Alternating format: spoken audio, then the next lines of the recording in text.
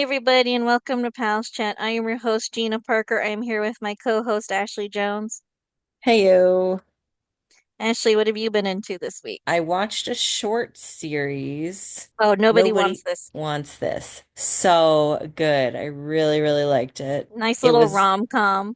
yeah. I mean, I love everything that Kristen Bell's in. Me too. It was about this sort of kind of raunchy podcaster Kristen Bell plays, talking about her dating life with her sister.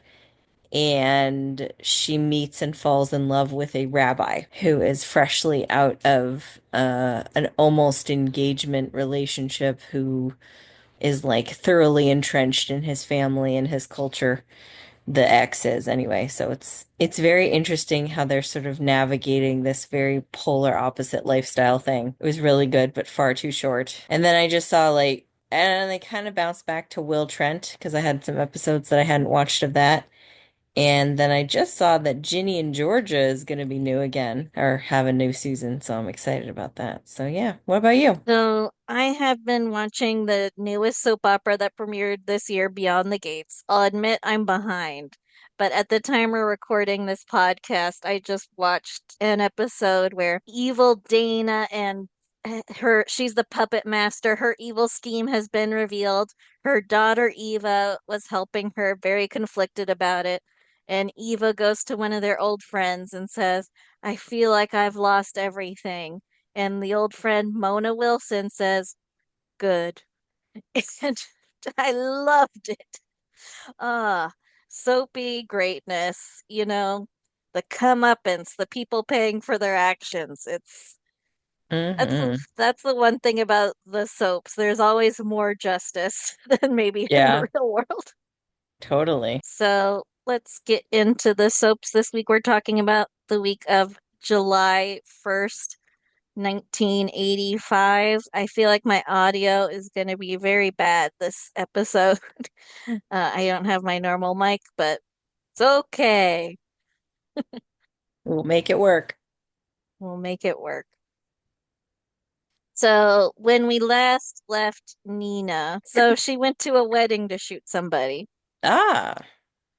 So, she went to a wedding to shoot Donna because she blamed Donna for bringing Zach into town, and it didn't work. Cliff stopped her, her husband. Nina went on the run, and Donna and Benny very understandably decided to postpone their wedding after a gun was pulled. So that's what's going on with Donna and Benny. Adam's jealousy over Jeremy inadvertently gives them the distraction they need for Gilles Sinclair to finally climb the Chandler building, making him news. Hmm. And so Erica prepares to release her article that she wrote about Gilles, but there's a delay at the printers. The printers went on strike, and so her magazine doesn't get out on time. And so Brooke releases her interview with Gilles because she said she was going to wait for Erica to release her magazine. She didn't know about the strike. Hmm. So Brooke releases her interview. Erica feels incredibly betrayed by Gilles. And so that's where we leave things with them. She blames Brooke too, that Brooke did it on purpose to destroy her because they hate each other and all that stuff.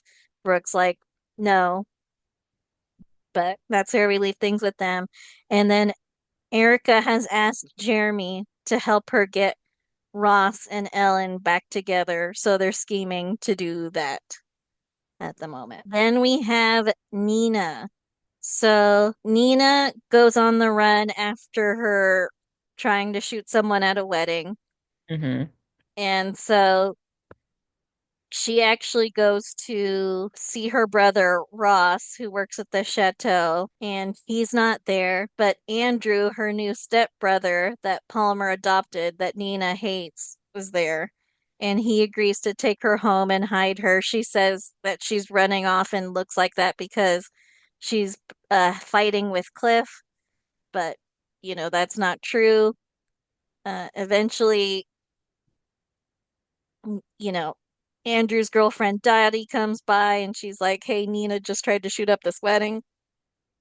But Andrew, interestingly, decides to continue protecting Nina through all of this, Hmm. and as the police search for her and everything, even as she keeps pointing guns at him and whatnot. He's just like, "Yeah, sure, you can stay at my house." Eventually, she goes back to Cortlandt Manor, which is where her father lives, when she thinks no one's home, so that she can get enough stuff to leave and go on the run. But she decides to go there to just kind of get some stuff to go. Her grandmother is there.